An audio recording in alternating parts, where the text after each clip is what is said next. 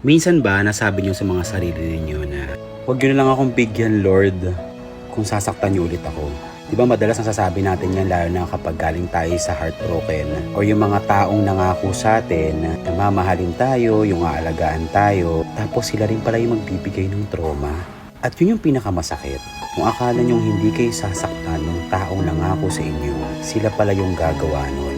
At ang dami mong tanong, bakit ko ibinigay yung tao na to na akala ko bibigyan ako ng totoong pagmamahal, ng pag-aaruga at pagpapahalaga? Pero lagi nilang sinasabi, merong dumarating na mga tao para bigyan tayo ng aral sa buhay. Pero yung aral na yon, mag-iiwan ng malaking lamat sa buhay ninyo. Na ikaw lang din yung magtatapal sa mga lilipas na panahon.